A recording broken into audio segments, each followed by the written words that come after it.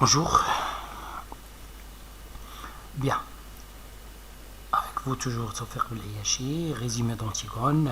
Nous passons au résumé maintenant et à la première partie. Nous savons qu'Antigone est une pièce théâtrale constituée d'un seul acte. Mais cet acte est divisé en deux parties. Ce qui détermine la fin de la première partie, le début de la deuxième partie, c'est la scène avec le chœur. Il y a une scène dans laquelle le chœur entre et s'adresse directement au public. Bien, une pièce de théâtre normalement se compose de trois parties. Nous avons l'exposition, la scène d'exposition, nous l'avons déjà vue dans la première partie de ce résumé. Donc, le nœud. Donc, dans le roman, nous avons 5 parties, mais ici, on a seulement 3 parties. L'exposition, et directement après l'exposition, nous nous trouvons dans le nœud, dans le problème, si vous voulez. D'accord ? Bon. Et à la fin, vous avez le dénouement. Bien, Antigone ne déroge pas de cette règle, même si en apparence, ce n'est pas le cas. Donc nous avons l'exposition, et après l'exposition, il y a toute la première partie, c'est des rencontres à peu près d'Antigone avec les gens qui lui sont proches. Deuxième scène après le prologue, deuxième scène avec la nourrice, troisième scène avec Ismène, quatrième scène avec Aimon, ensuite une autre scène avec la nourrice, ensuite une autre scène avec... avant Aimon, la nourrice une deuxième fois, ensuite Aimon, ensuite Ismène, et ensuite un garde avec crayon. Ce sont ça les scènes de la première partie, d'accord? Et durant ces scènes, en apparence, nous ne sommes pas dans le nœud, mais en vérité, nous sommes dans le nœud. Parce qu'Antigone, qu'est-ce qu'elle essaie de faire dans cette première partie? Elle essaie de se débarrasser des gens qui vont essayer de l'empêcher de réaliser son projet, qui est d'enterrer, d'ensevelir Polynice. Alors, avec la nourrice, le procédé est simple. Elle élude les questions de la nourrice. Elle ne répond pas aux questions de la nourrice. Elle répond par de fausses questions, d'accord, de fausses réponses, je m'excuse. Elle ne donne pas d'importance à la nourrice. Avec Ismène, c'est le dialogue franc. D'accord, elle lui explique qu'elle veut enterrer son frère, d'accord, qu'elle ne veut en aucun cas renoncer à cela. Avec Aimon, elle va choisir le procédé du non-dialogue. D'accord ? C'est carrément le non-dialogue. Elle dit à Aimon, tu vas m'écouter et lorsque tu m'auras écouté, tu vas sortir. Et elle lui dit, je ne serai jamais ta femme. D'accord ? Et lorsqu'Aimon veut parler, elle s'approche de la fenêtre et lui dit, si tu insistes, je me jette par la fenêtre. Tu as promis de t'en aller sans rien dire. Alors Aimon s'en va. À 100%, il ne sait pas qu'elle va mourir.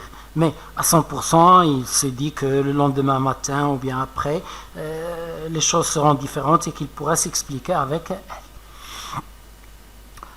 Et bien sûr, le dénouement, c'est la mort des 3 personnages, Antigone, Aimon et Eurydice. Nous avons ici Antigone et sa nourrice. Alors, nous avons vu qu'Antigone rentre à l'aube. D'accord? Et elle rencontre la nourrice. La nourrice l'accuse, d'être allée à un rendez-vous avec un amoureux.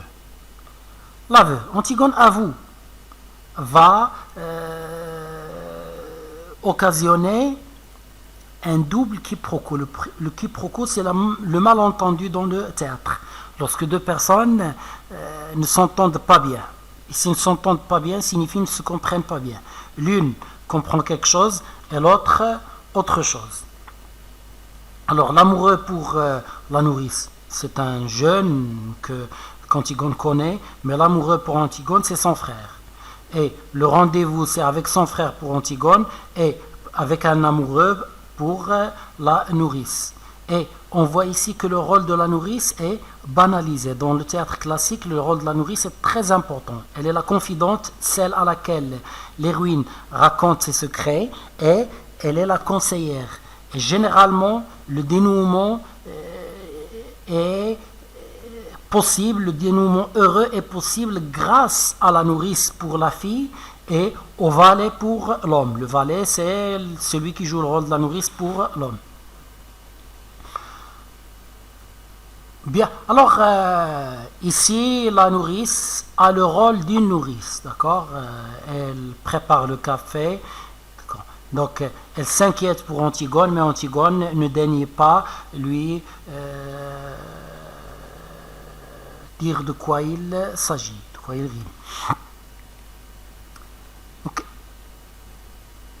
la nourrice, Antigone demande à la nourrice d'aller préparer du café, elle sort et Ismène entre. Et Ismène essaie de dissuader. Dissuader, c'est le contraire de persuader. Persuader, c'est tu convaincs quelqu'un de faire quelque chose, et dissuader, tu convaincs de renoncer à cela. Donc elle essaie de dissuader sa sœur, bien sûr, d'enterrer Polynice, de peur du châtiment, de la punition du roi Créon. Mais Antigone affirme qu'elle n'a pas peur de son oncle et qu'elle compte enterrer son frère. Alors Ismène lui dit, je te convaincrai, n'est-ce pas? Tu vas m'écouter une deuxième fois et je vais te convaincre. Bon, Antigone, la nourrice entre et Ismène sort. Et Antigone, c'est comme si elle est vidée par le dialogue avec Ismène. Elle recherche à se blottir dans le giron de sa nourrice comme lorsqu'elle était petite. Donc elle redevient une petite fille qui cherche la protection maternelle. Elle lui dit, prends-moi dans tes bras. Elle commence à l'appeler Nounou, comme dans le passé. D'accord? Donc, elle continue à faire fi de l'intérêt de la nourrice. D'accord? Elle ne veut pas expliquer à la nourrice. Elle lui répond par ce qu'on appelle des faux fuyants, par des réponses qui ne veulent pas répondre. Antigone est aimant. D'accord. Alors, la première des choses, Antigone s'assure de l'amour de son fiancé. Et j'ai oublié quelque chose, j'espère me le rappeler aussi pour ceux à qui j'explique la leçon en arabe, parce que j'ai oublié de dire ça. Donc, parmi les grandes caractéristiques de la tragédie, d'accord, nous avons parlé des caractéristiques de la tragédie comme la force tragique et tout, et nous avons oublié la passion amoureuse tragique.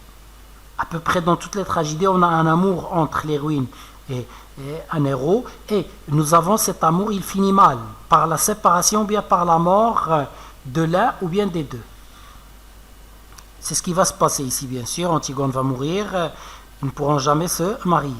D'accord. Bon, alors Antigone, elle s'assure de son amour et lui dit, est-ce que tu ne regrettes pas de ne pas avoir demandé Ismène en mariage? Alors, Aimon lui assure que non. Alors elle lui dit, je vais te dire deux choses et tu vas les écouter et sortir. Première chose, elle lui assure son amour et le bonheur qu'elle aurait eu à se marier avec lui. Ensuite, elle lui dit, je ne serai jamais ta femme. Lorsqu'il veut insister, il veut lui demander pourquoi ou bien, elle lui dit, elle va vers la fenêtre et elle lui dit, tu as promis Aimon, si tu insistes, je me jette par la fenêtre. Alors lui, il s'en va, il la laisse. Antigone et Ismène. Ismène rentre et cette fois-ci, elle essaie de convaincre sa sœur en lui parlant du mauvais caractère de son frère Polynice. Polynice est égoïste, il n'aurait jamais rien fait pour sa sœur si elle était à sa place. Mais Antigone, malgré cela, insiste, et lorsque sa sœur insiste elle aussi, Antigone lui dit, c'est trop tard, j'en reviens. C'est-à-dire, ce matin, lorsque tu m'as rencontré, je rentrais de l'enterrement de Polynice. J'ai essayé de l'enterrer.